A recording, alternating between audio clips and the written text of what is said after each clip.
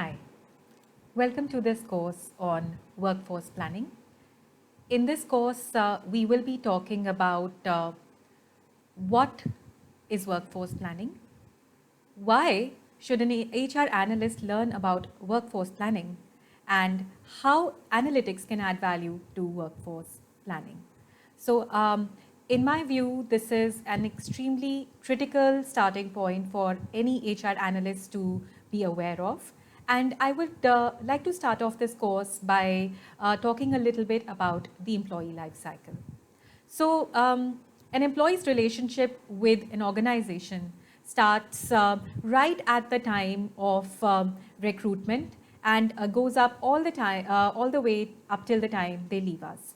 And while this may seem evident as the correct starting point, if you refer back to our course on HR analytics fundamentals, what you will realize is that this relationship actually starts much before this entire process of being hired. It starts right at the first stage of workforce planning.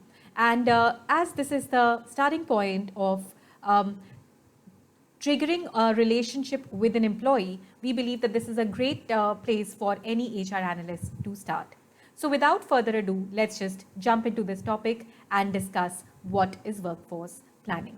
So simply said, workforce planning enables an organization to estimate talent needs that they will require to achieve their business objectives. These may be current needs or forecasts of future demands and planning for succession. So let me unpack this statement a little bit and discuss what some of these terms mean. Firstly, we start off with the very first word, which is enabling. A good HR analyst can support an organization in estimating what their future needs are going to be based upon their goals and their visions, and then give them enough time and enough input so that they can develop a feasible strategy that enable them to achieve these goals. And this is really what I mean by this word enabling, because while it is quite possible for you to achieve all of these goals through luck or without requisite data-driven decisioning, the fact is that by having a good understanding of the analytics and the data behind this entire strategy can really help you optimize effort and cost. And this is what this entire course will help you understand a little bit more. So let me give you an example. Some of the kind of questions that an HR analyst can help you answer is what talent will we require to meet our future goals? And perhaps, in the case of when an employee wants to leave us for, some opportunities outside the organization, or even in the case of a promotion, how can we plan to make sure that there is continuity of business and that there is an entire strategy to set up the succession of roles when an employee leaves their current role. And that really is what, in a nutshell, workforce planning is. And let's talk about how workforce planning analytics can help us in our business needs. So the first one is you can create economic value for the business from human capital data. And yes, it may feel a bit harsh to boil down humans into economic value, but the fact is that's what most organizations do. We use humans as resources that help us either produce something tangible in the case of manufacturing or something intangible in the case of services. And it is this conversion of value from human capital into economic value which is the main purpose of a company. So any optimization on the human side of planning and strategy will immediately have repercussions on the economic side of the business. So that is the first area of impact that workforce analytics has.